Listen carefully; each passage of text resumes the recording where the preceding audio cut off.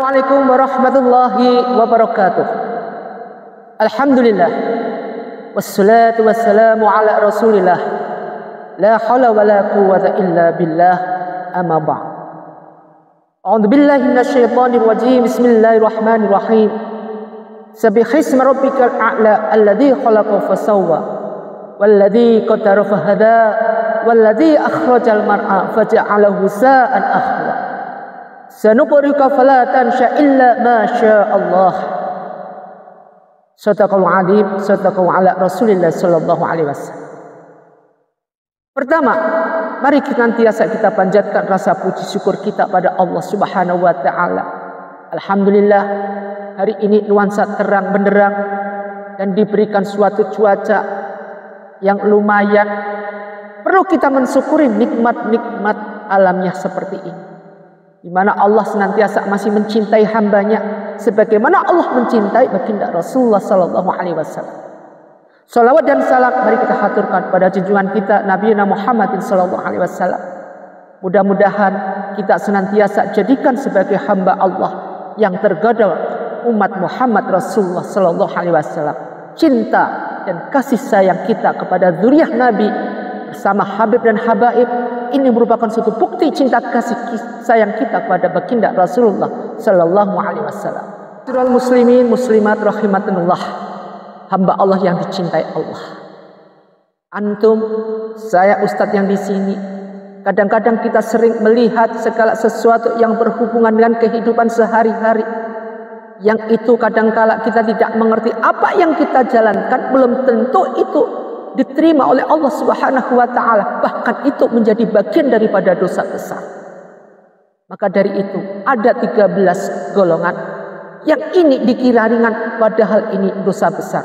Maka dari itu antum perlu pelajari, perlu dengerin tausiah yang ini penting buat kita. Ingat 13 hal yang ringan tapi padahal ini dosa besar. Pertama, sering kita jumpai yaitu makan riba. Segala sesuatu kadang-kadang itu makanan yang bukan hak kita, kita makan. Kita tidak tahu asal-usul makanan itu, dari mana dan bagaimana. Itu yang satu. Ini adalah dosa besar. Yang kedua adalah kesaksian palsu, di mana kita sering menjadi hamba Allah yang kadang-kadang lisan kita tidak bisa kita gunakan sebagaimana fungsi lisan itu sendiri. Kenapa? Karena lisan kita selalu dijerumuskan oleh lisan-lisan iblis yang ada dalam tubuh kita. Al-imanu atu'minu billahi wal malaikatihi wa kutubihi tidak pernah tercermin pada diri kita. Iman kita hanya iman sepele, tidak pernah iman yang sebenar-benarnya iman. Sering kita remehkan, sehingga lisan kita ini ketika diberikan atau amanah dari teman kita atau saudara kita atau orang-orang yang memberikan amanah kepada kita, kita sering memberikan suatu kesaksian yang palsu. Ini kelihatannya ringan tapi padahal masuk dosa besar. Tiga, ini sering kita jalankan, apa? Kelihatannya ringan tapi itu dosa besar adalah menggelapkan zakat. Ketika zakat bergelantungan di depan kita, terpikir diri kita untuk menggelapkan sesuatu yang bukan hak kita. Di situ ada berapa karung beras, kadang-kadang terfikir di pikiran kita. Dari bisikan iblis, kenapa? Kasih saja 10 karung, kasih aja yang 3 karung kita gelapkan. Hal seperti ini, menggelapkan zakat seperti ini yang merupakan kelihatannya ringan, padahal ini masuk dalam dosa besar. Maka dari itu sering mereka yang setelah meninggal, kullu nafsun dha'iqatul maut, ketika dia meninggal di dalam alam barzahnya, dia disiksa dengan azab kubur. Adalah mengurangi timbangan. Ini bagi ibu-ibu, bapak-bapak yang berdagang. Perhatikan ini, jangan sekali-kali main serong dengan timbangan antum. Sering terjadi orang karena digelapkan hatinya oleh bisikan iblis sehingga timbangan antum diberikan beban yang itu tidak selayaknya. Mengurangi timbangan, padahal itu 1 kilo tapi tidak ada 1 kilo. 1 kali antum jalankan, 2 kali, 3 kali. Ini kelihatannya ringan tapi ini masuk dalam kategori dosa besar. Maka dari itu jangan dilakukan. Apabila bapak-bapak, ibu-ibu, berdaganglah sesuai dengan apa. Kalau itu memang 1 kilo, 1 kilo. Kalau itu memang 2 kilo, 2 kilo. Jangan sekali-kali mengurangi timbangan. Ingat, suatu saat nanti di yaumul mizan kita ditimbang dengan timbangan yang ada. Kita dipertanggungjawabkan dengan hal-hal yang harus kita pertanggungjawabkan. Wa may ya'mal misqala dzarratin khairan yarah wa may ya'mal misqala dzarratin sarran yarah.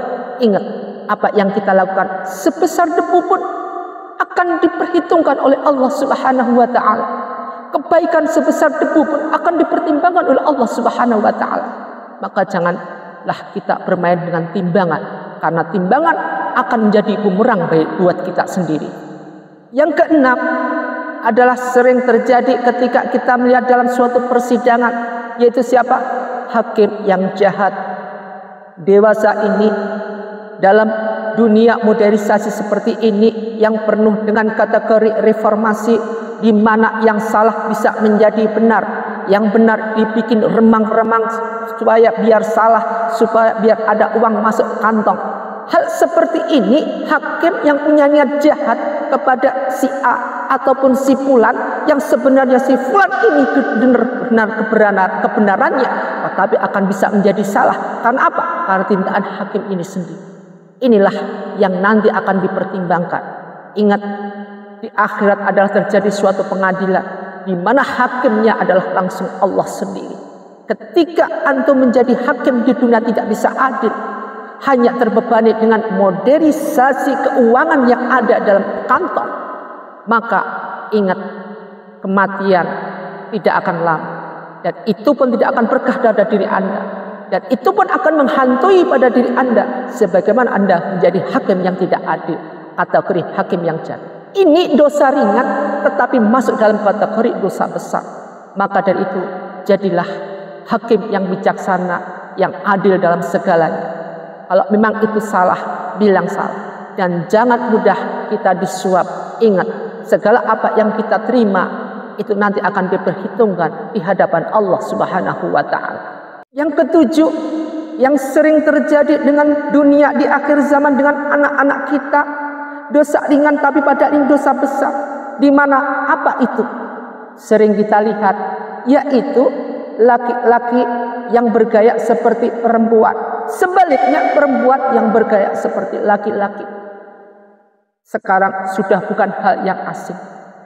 Sebenarnya sudah ada dengan mulai dari zaman Nabi Lut, di mana pada waktu itu laki suka sama laki, perempuan suka sama perempuan. Hal yang seperti ini merupakan kelihatan ringan, tapi padahal ini dosa besar di mata Allah Subhanahu wa taala. Kenapa ini dosa besar?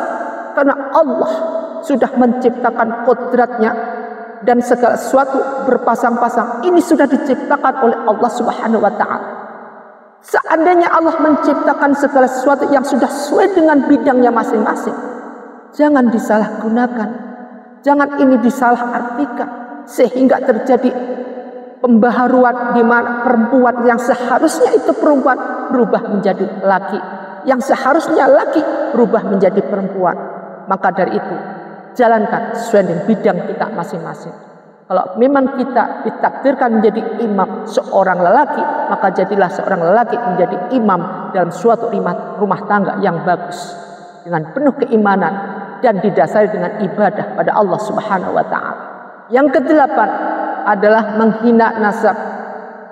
Ustadz kira tidak perlu Ustadz jelaskan dengan menghina nasab. Ini semua kita sudah mengerti semua apa yang terjadi dengan hal seperti ini. Ketika kita menghina, ini aja sudah merupakan suatu hal di mana kita tidak bisa menghormati satu sama lain. Artinya ini adalah dosa kelihatannya ringan tetapi masuk dosa besar. Kesembilan, ini sering terjadi pada diri kita, yaitu menyakiti tetangga. Janganlah kita hanya karena segala sesuatu berbeda. Sering Ustadz bilang kita itu sesuai dengan takaran.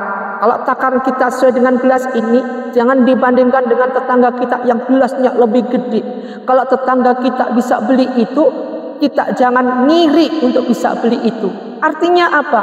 Kalau sudah timbul dengan penyakit hati, maka yang timbul yang kedua ataupun ketiga adalah iblis. Iblis bercengkrama dengan beberapa ros yang ada, membisiki kita. Supaya apa? Supaya menyuburkan, bukan disuburkan iman kita, tetapi disuburkan rasa iri dengki kita. Sehingga tetangga minta itu, kita mau gak mau dibelikan itu. Tetangga punya itu, mau gak mau harus punya ini. Sang suami tidak tahu apa-apa, dimintain dan harus mengadakan sesuatu yang gak ada menjadi ada. Ini merupakan suatu beban buat sang suami sebagai seorang imam. Maka dari itu, ini merupakan dosa kecil tetapi masuk ke dalam kategori dosa besar. 10. Sering terjadi dalam kehidupan kita ketika kita membeli suatu tanah.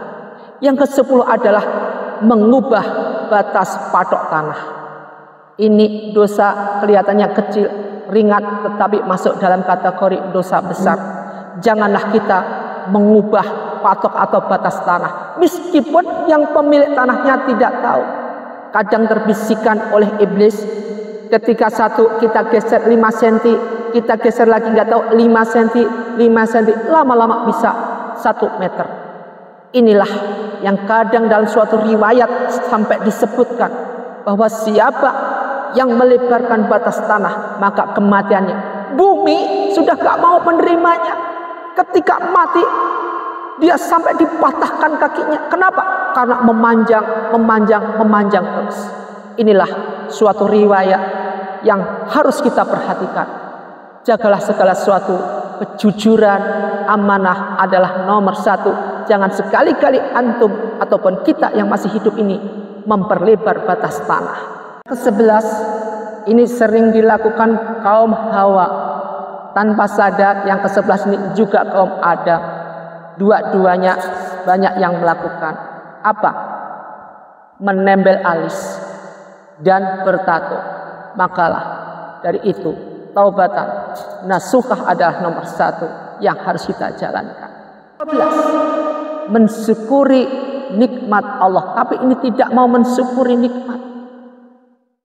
Jadi apapun yang diberikan Allah kepada kita, la in syakartum la azidannakum.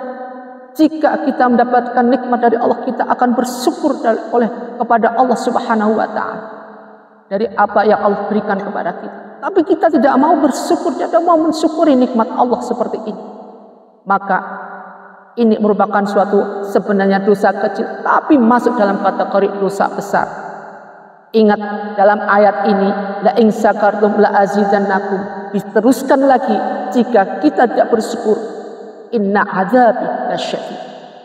Jadi di sini sebutkan la in syakartum la azidannakum wa la in kafartum. Dan jika tidak kufur atau tidak bisa mensyukuri nikmat Allah, inna adzabi lasyadid, sungguhnya azab Allah itu sangat pedih sekali. Maka dari itu, belajarlah kita untuk bisa mensyukuri nikmat-nikmat Allah Subhanahu wa taala. Apa yang Allah berikan kepada kita, apa yang Allah berikan kepada kita sudah lebih dari cukup. Kita selalu bersyukur atas nikmat Allah yang Allah berikan kepada kita. Akhir, yang ke-13 adalah apa? Menimbun. Janganlah kita menimbun segala sesuatu padahal di antara sekeliling kita membutuhkan.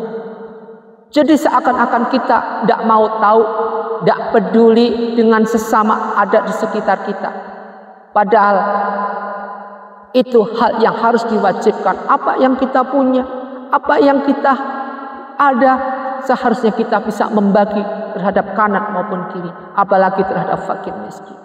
Ma'asyiral muslimin muslimat rahimatullah, dimuliakan Allah. Dari ke-13 ini tadi merupakan suatu dosa yang diremehkan mereka-mereka, padahal ini masuk dalam kategori dosa besar di hadapan Allah Subhanahu wa taala.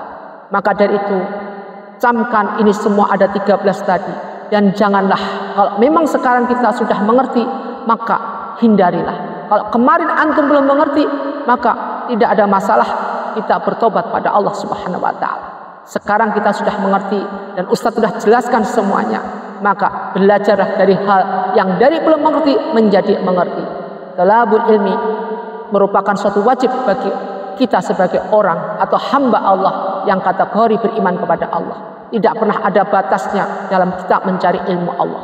Mari kita belajar bersama-sama untuk mempelajari ayat-ayat Allah, dan kita realisasikan dalam kehidupan kita sehari-hari. Semoga bermanfaat. Wabillahi taufiq wal hidayah. Wassalamualaikum warahmatullahi wabarakatuh.